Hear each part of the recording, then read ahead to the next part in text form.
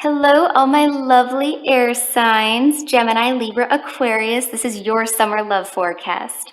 For those of you watching around the time that I post this, it'll be a forecast for the summer of 2020. Time is fluid though, and I do still consider this a timeless reading. So if you happen to stumble upon this video at a later date and you feel called to watch it, the messages here will then apply to the summer months coming up for you after you view this, okay? If you find that the reading for your sun sign just doesn't resonate with you, check the videos for your moon, rising, and Venus, since this is a love reading. Most of us do have 2 to 3 different elements in our birth charts in prominent places, and the effects of different natal chart placements may impact you differently at different times, okay? Lastly, yes, I do realize that I have 2 piles here, and no, this is not a pick a card style reading. I've actually split this forecast into one reading for singles and a separate one for those in relationships. Of course, if you're in sort of a, situationship kind of phase, you can watch both and then just see which one hits home for you more, that kind of thing. If you're coupled up, you can find the timestamp for your reading in the description box below, okay? So yeah, let's get started with the singles reading.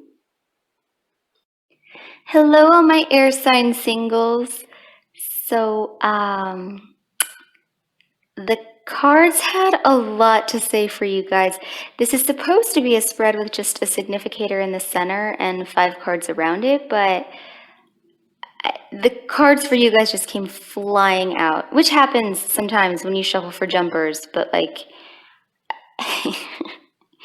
usually when you set the intention for 1 card for each position in the spread, you don't get this. Anyway, at the center of the spread, we have the High Priestess. So this is you. I think you've been sort of tapping into your intuitive gifts as you search for, something meaningful. I mean, there have obviously been people in your environment who kind of, took you for granted, didn't recognize your worth, but you always seem to have a way of making the truth come out eventually, one way or another. But with all the inconsistency in your life, I mean, understandably, you're at a crossroads, needing to pick a path, kind of a double crossroads here, really. You literally have the 2 of Swords and the 2 of Wands. I just noticed that. This is kind of amazing. But, okay, while these are both cards that speak to being at a crossroads, there are some major differences. And I'm seeing you sort of fighting with yourself here. Yeah, I'm seeing you fighting with yourself here. The 2 of Wands traditionally shows someone, looking off into the horizon with a vision. And in this deck, the keyword is literally vision, but the 2 of Swords is a much more severe energy. It talks about being at a crossroads, but also just low-key not wanting to be responsible for the path that ends up being chosen, which we've all been there. The woman traditionally depicted in the 2 of Swords is standing at a crossroads, but she's standing at a crossroads in terms of which sword to come out swinging with.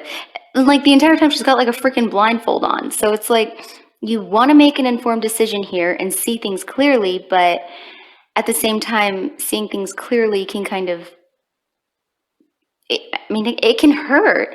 And this could go either way. I mean, you could be afraid of getting hurt, so you kind of have your guard up. And the swords are crossed here.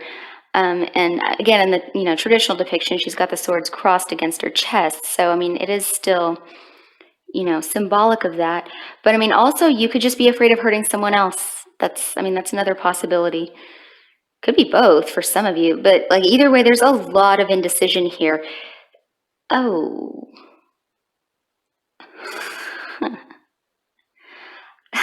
Some of you might even be trying to decide between 2 different people altogether. Or more, but yeah, for some of you, this is a split between 2 different people. Literally every other placement in the spread besides you as an individual, and then the cards indicating a crossroads, Like for every other position in the spread, you had two separate cards fly out. So, I mean, really, you're going to have to make a judgment call here. Who to cut out and who to keep. It's kind of ironic. As many options as you have, you just feel insanely stuck. I mean, usually that stuck energy is due to a lack of options. It's like you have too many.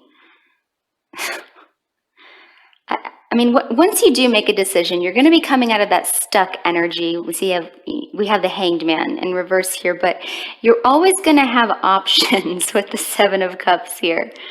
That may be something you'll just have to get used to. I don't know, sweetie. You're a catch, evidently. Oh.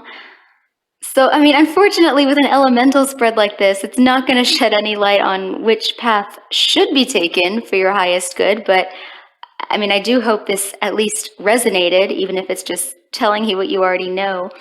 I will be coming out with some more yes-no pick-a-card readings.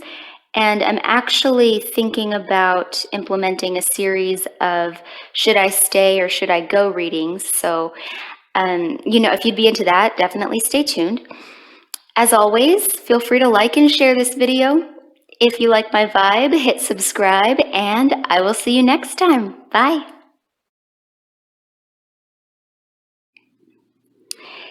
Hello, all my coupled up air signs. So if you're at any stage of a committed partnership, whether it's fairly new or you've been married for 20 years, this is your summer love forecast.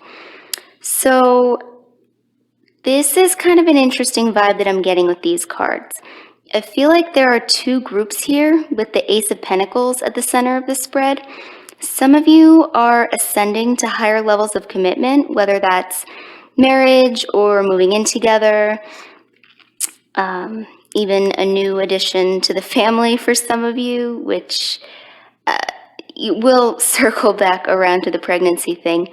For those of you who are already married with children, I'm seeing a heavier focus on finances than on the partnership during this period. And I mean, this could be your energy or your partner's. The significator card in a couples reading could go either way. So, you know, feel free to reverse the roles if that sounds more like your story. For brevity's sake, we're going to do the reading as though the significator card in the center of the spread is your energy, though, okay? So I know we don't have the Three of Wands here, but the combined energy of everything does have sort of a waiting for your ships to come in sort of vibe. Don't be thrown by the reversed card that says healing, by the way. I'm not seeing a lack of healing necessarily. This is the Temperance card in this deck. I'm getting more a vibe of impatience than I am a lack of healing. Sort of achievement-driven overall, for those of you who are married with kids.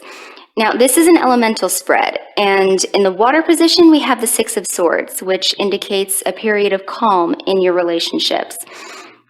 I do feel this is a warning against complacency, though, as it relates to that, at least for those of you who are married with kids. Really try to balance your time between everything that you have going on. And again, this could be your partner's energy, but that's honestly what I'm getting from the Lover's card for you. Choices in this deck, which I'm reading as choices in terms of where to invest your energy. For the overall outcome in the Ether's position, we have both the Knight of Swords and the Queen of the Ocean. Try to make sure that you or your partner is not overly focused on material abundance at the expense of all else. Just because the waters are calm doesn't mean that resentment isn't breeding, if that makes sense. On the topic of breeding, though, no, I didn't forget. We do have this deck's version of the Empress, that would be the Queen of the Ocean, in the outcomes. So when I was shuffling for the Ether's position of the spread, the Knight of Swords went flying in one direction at the same time that the Empress card landed on top of the Lovers. So take that how it resonates.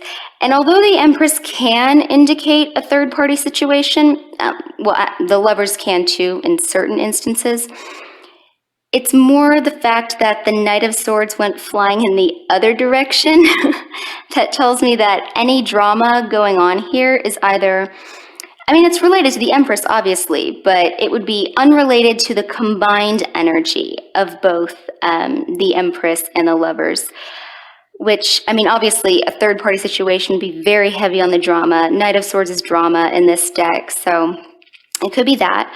Or this is something that happened a while ago, and it's kind of a distant energy, which, if it's in the past, I do get the vibe that you already know about it, so don't be too concerned.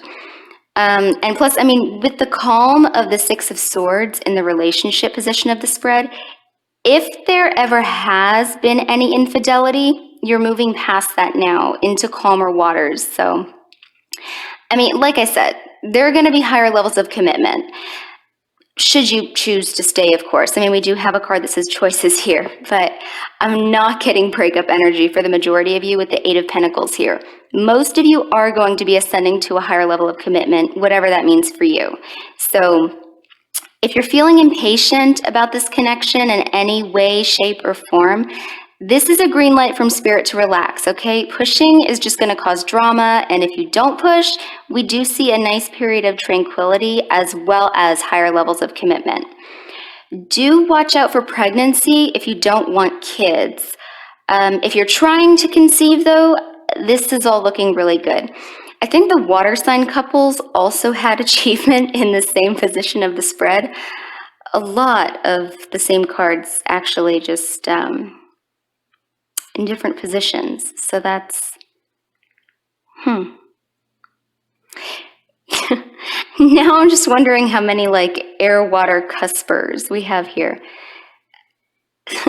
If you're a cusper or you have like both water and air in your chart, or like if you're an air sign dating a water sign or vice versa, let me know in the comments because now I'm curious. But anyway, I hope this is helpful. As always, feel free to like and share this video. If you like my vibe, hit subscribe, and I will see you guys next time, all right?